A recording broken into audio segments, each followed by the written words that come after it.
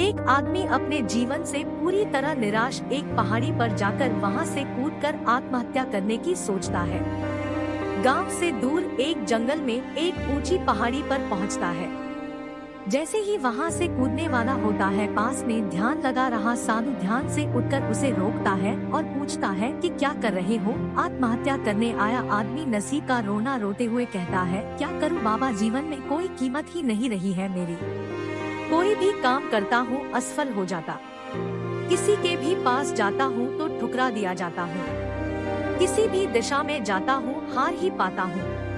पता नहीं भगवान ने मुझे किस मनहूस घड़ी में बनाया है कि सोने को भी हाथ लगाता हूँ तो मिट्टी हो जाती है। सोचता हूँ दुनिया में कितने लोगों को भगवान ने असीमित मूल्यवान चीजें दी है और मुझे एक भी नहीं। इन सब से परेशान मुझे एक ही हल दिखाई देता है, अपने जीवन को समाप्त कर लेना।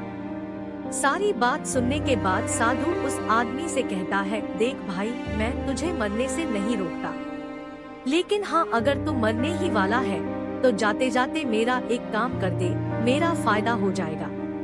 तू तो वैसे भी मरने वाला है तो तुझे कोई नुकसान होने से रहा। आदमी साधु से पूछता है, बोलो क्या कर सकता हूँ मैं तुम्हारे लिए? साधु कहता है, 4 गांव दूर जो नगर है उसका राजा एक अजीब शौक रखता है।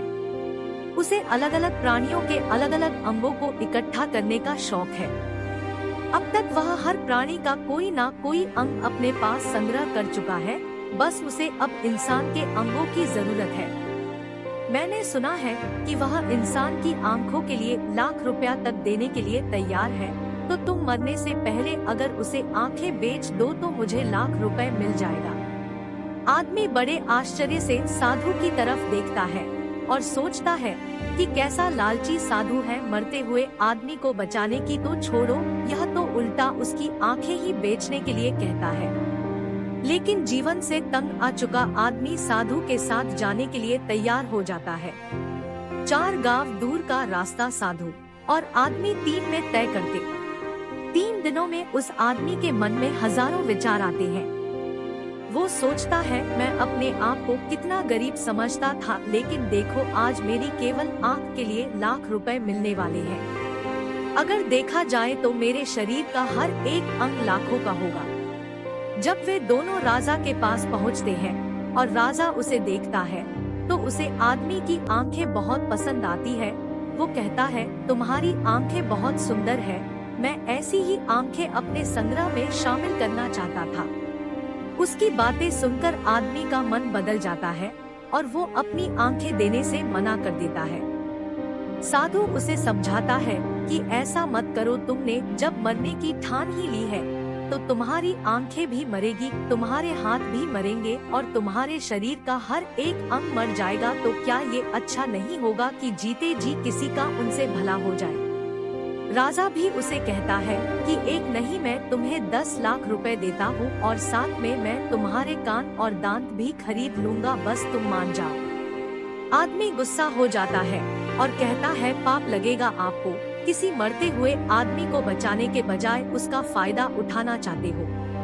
तब साधु उसे कहता है कि तुम तो कहते थे तुम निर्धन हो, मनहूस हो और भगवान ने तुम्हें कुछ भी कीमती वस्तु नहीं दी है। बस यही कारण है मैं तुम्हें प्रवचन देने के बजाय तुम्हें यहाँ ले आया, ताकि तुम खुद इस बात को समझ सको कि भगवान ने तुम्हें अनगिनत अमूल्य वस्तुएं दी है, बस तुम उनको अनदेखा कर देते और फिर अपने आप को दुखी कर लेते हो।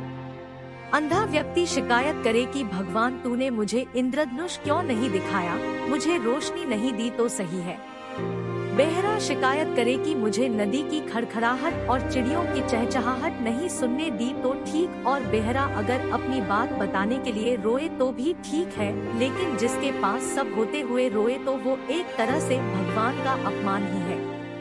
आदमी अब साधु की बात पूरी तरह से समझ गया और उसने अब जीवन में कभी भी हार मानकर मरने का विचार त्याग दिया।